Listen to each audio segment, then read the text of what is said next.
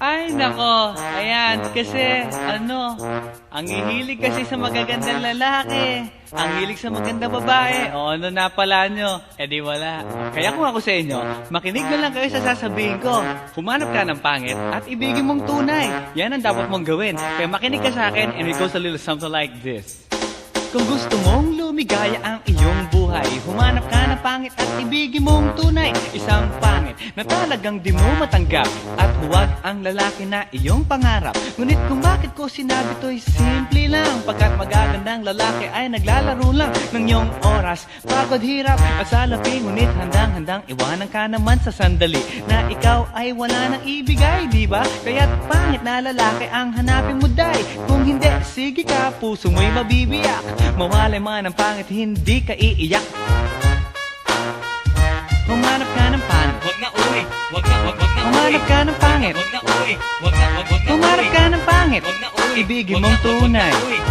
Wag na uy, wag na Humanap ka ng pangit. Wag na uy, wag na Humanap ka ng pangit. Wag na uy, wag na Humanap ka ng pangit. Wag na uy, Ibigin mong tunay. Isang pangit na babae na mayroong pagtingin, mga liwa ka man, na sige lang, andyan pa rin, pagkat ikaw talaga ang kanyang pag-aari. Pag-isipan kang iwanan, hindi na maaari. At kung malingat ka man, huwag mag-alala. Sigurado ka naman walang makikipagkilala kung kasama mo siya. Di bali na ang katakutan, okay lang kung ikaw na may paglilingkuran. Kaya't para lumigaya ang iyong buhay, humanap ka ng pangit at ibigin mong tunay. Kung hindi, sige ka, puso mo'y mabibiyak. Mawalay man ang pangit, hindi ka iiyak, di ba?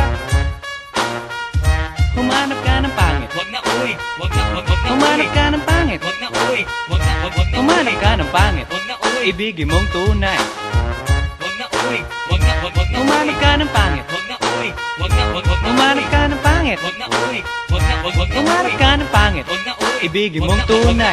Sasabihin ko sa inyo kung anong nangyari nang may na-date akong isang pangit na babae. Manliligaw daw niya ay talaga ang daming, ngunit nang shy, nakita ko mukha siyang lalaki at sa akin ay matatawa ka talaga, pagkat kahawig na kahawig niya si Zoraida. Maniwala ka't ako'y napaibig niya. Bakit? Eh kasi ang bait-bait niya. Lahat ng aking hilingin di tumatanggi, palagi siyang nakahalik sa aking pisngi. Ako'y shock.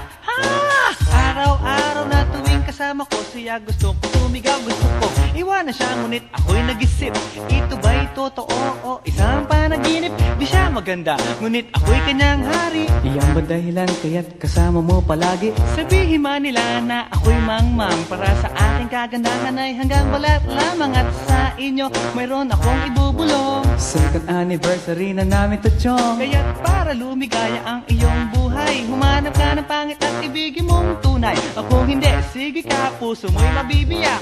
Mawalay man ang pangit, hindi ka iiyak. sige na nga. Humanap ka ng pangit. Humanap ka ng pangit. Humanap ka ng pangit. Ibigin mong tunay. Sige na nga.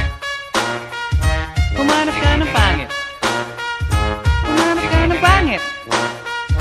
Humanap ka ng pangit. Ibigin mong tunay.